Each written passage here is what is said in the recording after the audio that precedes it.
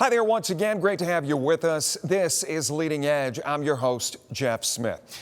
Before we begin, I want to take a moment to kind of set the stage for a conversation that we recorded earlier. It started with a letter to the editor that ran this past weekend in the Toledo Blade. The letter, it was written by Darren Moore, an Ottawa Hills Village Council member and the CEO of a global logistics company. Now, in that piece, Moore wasn't trying to campaign or provoke outrage. He was writing as someone who says his family's move to this region 10 years ago was a deliberate bet on Toledo's future. And as someone who believes it's time to ask whether that bet is paying off. Now, in the letter, Moore reflected on the last decade of effort in this region, the downtown investments, the philanthropic dollars, the nonprofit work, and the public funding meant to spark growth. He questioned whether all of that effort is adding up to real, lasting economic momentum, or whether loyalty to past decisions has made it harder to step back and reassess. One of the ideas that Moore used to frame that question comes from economics. It's a concept that helps explain why people and even cities sometimes continue down a path simply because they've already invested in it so much. Now, when we sat down earlier, I asked him to explain that idea and why he believes it applies to Toledo right now.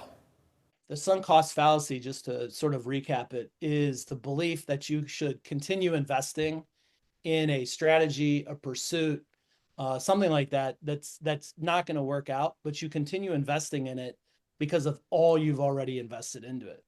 And so sunk cost fallacy is an inherent bias of the human mind. We say, oh, we've spent so much time. As it relates to Toledo, I've been here a decade. A lot of people who've been working and supporting Toledo, living in Toledo, they've been here for a long time.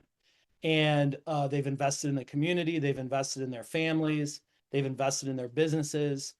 But the challenge is that we've had a decade of really committed focus on the downtown urban core, the central part of Toledo, in some of those areas that need investment.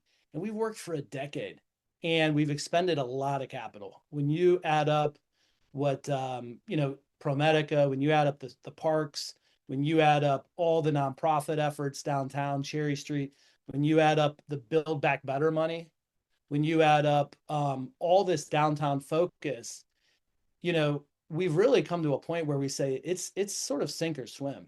And so I wanted to put a shot clock on that with the sunk cost fallacy, say, look, if you're in any rung of the socioeconomic class and you stuck it out so far, right, and you've patronized and you've supported, there is nothing wrong with saying, look, it's just going to be what it is. And I think I speak to younger people with families, older folks, but every rung of the socioeconomic ladder should take a look and say, look, if it hasn't gotten better by now, at what point do we say, hey, let's find something and somewhere else to go to? So that's sort of what I wanted to start it out with. But also to counterbalance, and I didn't put it in that column, I hope I get a chance to write another one. You can't catch a fish without having your line in the water. And so the second sort of risk or decision point for a lot of people is, hey, if Toledo pops tomorrow, which I believe it can, with a couple things being fixed, if it pops tomorrow and we're really where we should be, then I don't want those people who've stuck around to miss out. But I just want them to be aware of that fallacy, that inherent bias that, hey, I'm just going to keep throwing cash, keep throwing effort, keep throwing time at something that ultimately will never work out. So at what point does loyalty turn into denial? That's a great question. I mean, of all the places that I've been to, I got to tell you, Toledoans, Northwest Ohio, Lucas County, Wood County, extremely loyal people. And the reason I say that is because, quite frankly, they've stuck it out.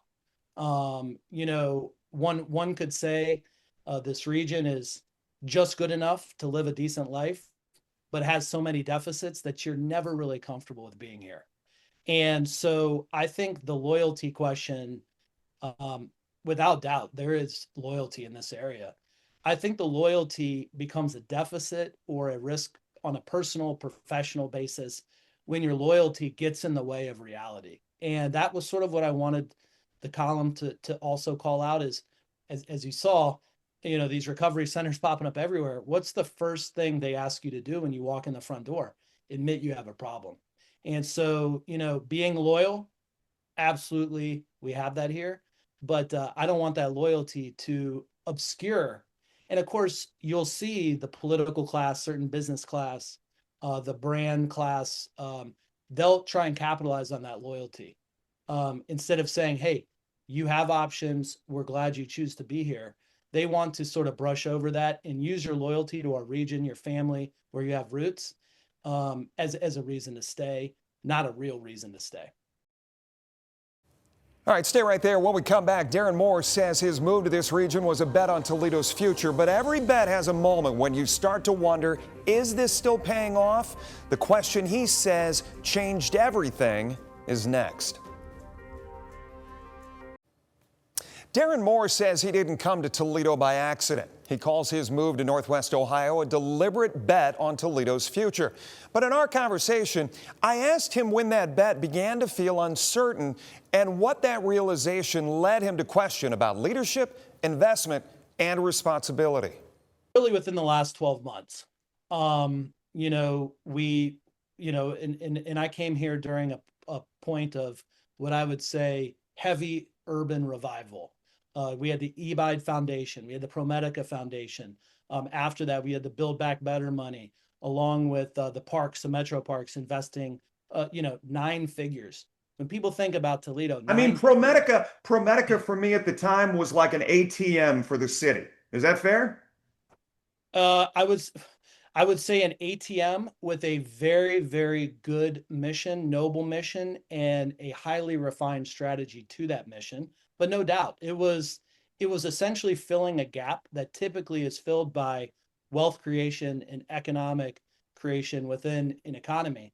And so what happened is, while the rest of the country, especially during COVID, when we had people come back and want to be back in the Midwest and be with their families, then we had to work from home. Toledo fumbled that ball, and thank God that ProMedica stepped in, and now the parks have stepped in, and some other folks, because otherwise we would be substantially worse off.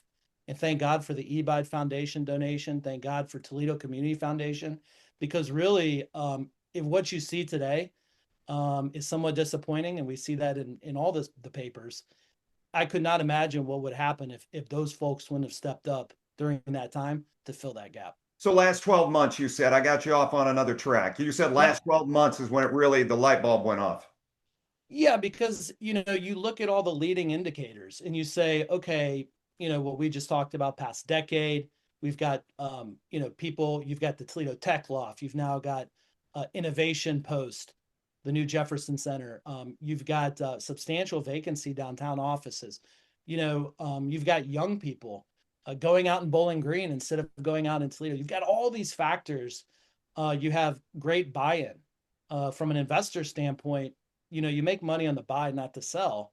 And we have just a very low cost entry basis cost, especially for an area with multimodal logistics, airports, etc. Detroit, as well as Toledo. And you say to yourself, man, if it doesn't happen now, when is it going to happen? And I think that the challenge that I put out there to the commissioners, to the mayor, to the rest of that class is, if there's a plan, if there's something that truly will pop in the next 24 months, just tell us. Don't keep it secret. Don't keep it under your hat.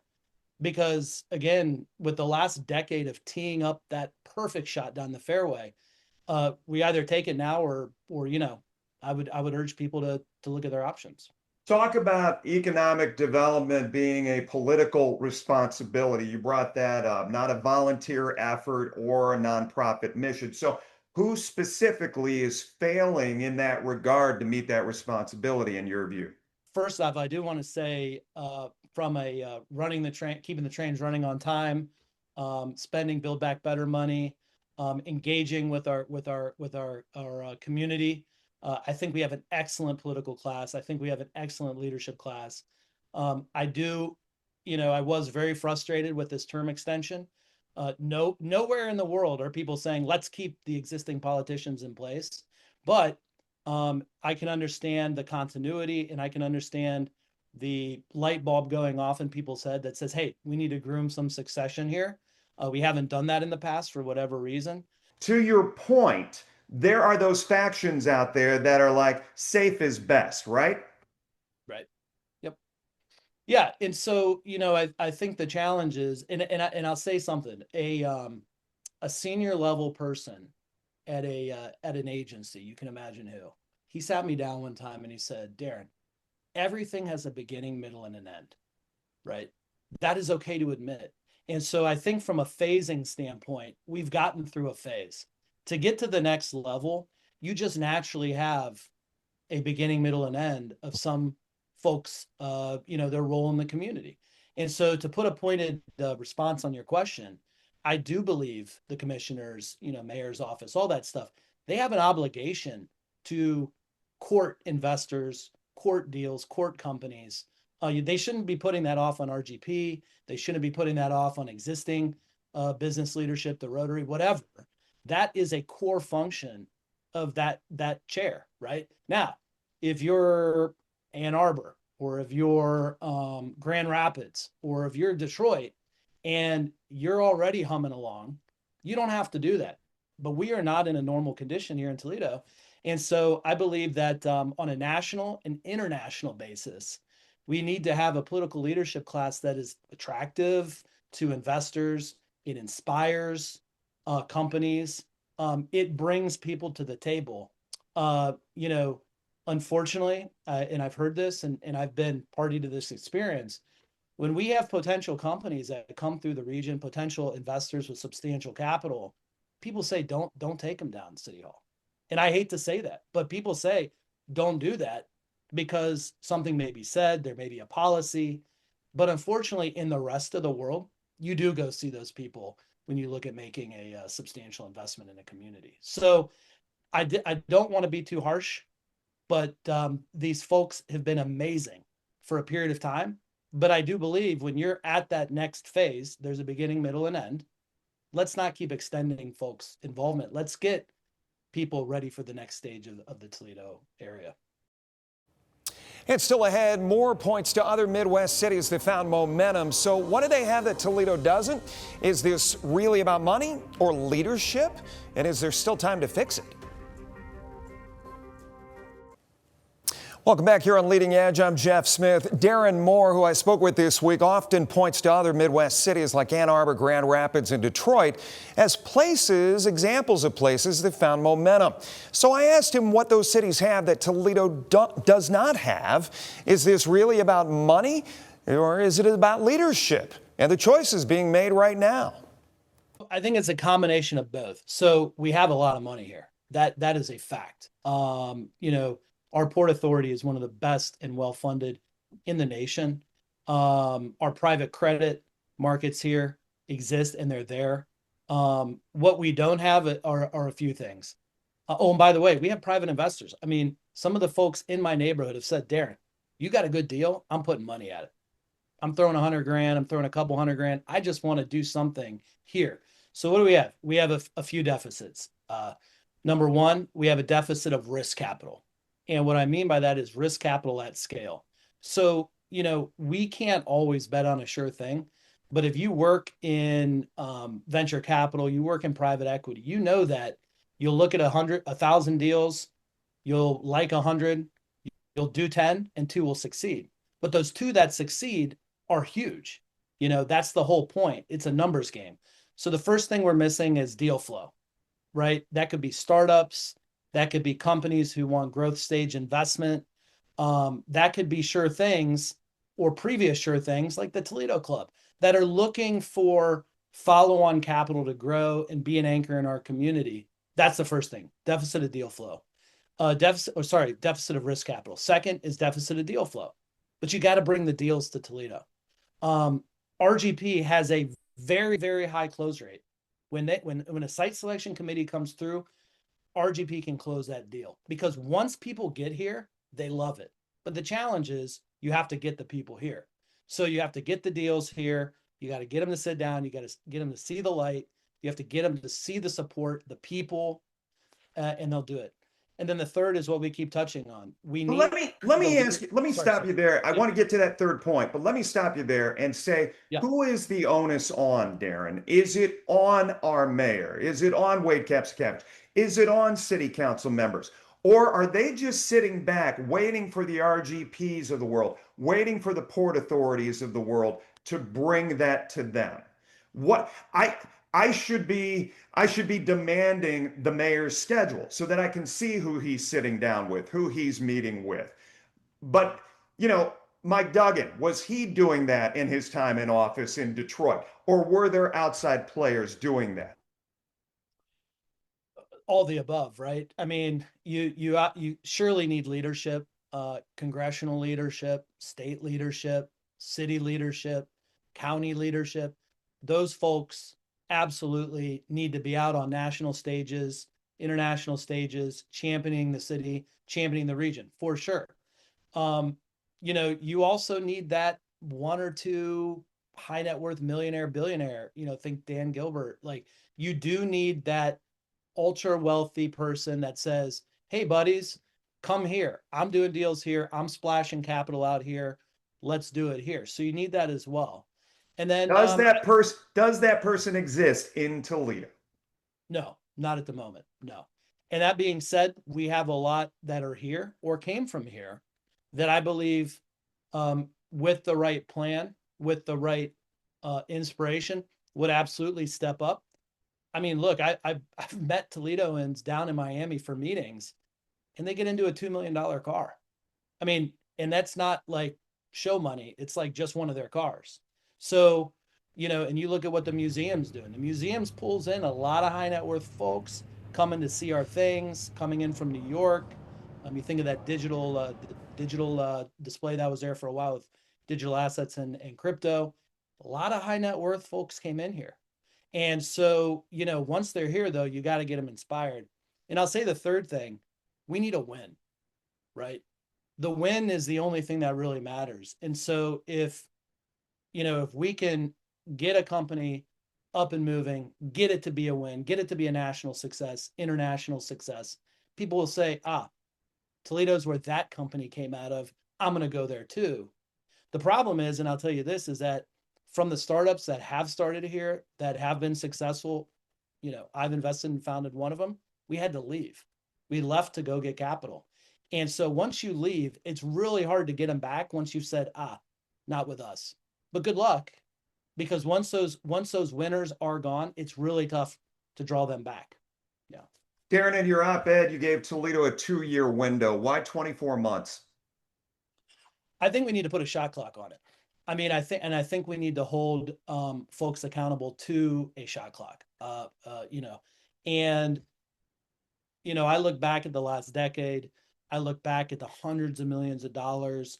I look back at everything everybody's done on the waterfront, to uptown, to the again, the endowments, the gifts, to the city, the museum, and all this stuff. And I really think that 24 months is a reasonable time frame for people to say, hey, if this thing's going to happen, it's going to happen now. Do you want people to walk away with, and we got about 5 minutes left, do you want people to walk away with a positive feeling or that you're coming down hard on this region? Absolutely positive. I can tell you that, like I said, I've worked in a lot of places. I'm still working in a lot of places, both domestically and overseas, a lot of quote emerging markets. I don't know an area that has all the attributes: people, weather, logistics, loyalty, brain trust, that are here already that would love to stay. I don't know another area that has what we have. And I almost feel like we're sitting on a rocket and nobody knows how to press the button. So I would definitely inspire people to be positive. They've put in the work so far. They are part of that positivity. But at the same time, I would say, hey, look, either we have a plan to launch this rocket, or I got to get off. And so I think I would leave with a lot of positive feelings. And then speaking to the investors, speaking to capital on the sidelines, don't be afraid. You make money on the buy, you make money on the investment. We want people to come in, invest, create jobs, and we want our Toledoans to grow wealth for their families. You know, if you're on the low, middle, or upper, we want you to grow wealth and have a reason to be here and have a reason to stay. But you also pointed out leaving, if you so choose, is not abandonment. No, and the reason why I would say that is twofold. First off, I know the capability of our Toledoans and our people. They typically, the ones who do leave are wildly successful no matter where they go, because they're genuine, they're honest, they're hardworking. And I would just say to them, you are what these other markets are looking for. You are what they're looking for. And if you can't get that growth, if you can't get that improvement in your life here, then you should make that choice, and don't be afraid to make that choice. I believe we have the best people in the country. But if they can't find something here and our leadership can't articulate and build confidence in them, I inspire them to take a look, because again, you will not fail in this nation if you're from Toledo. You've got all the attributes they're looking for, our country is looking for. A final word right after this. We hope you've enjoyed this episode of Leading Edge. If you want to reach the show with comments, ideas, suggestions, it's easy. Just send us an email. It's leadingedge, all one word, at WTOL.com. I'm Jeff Smith. Great to have you with us as always. Thanks for inviting us in. Until next time, listen, learn, and lead.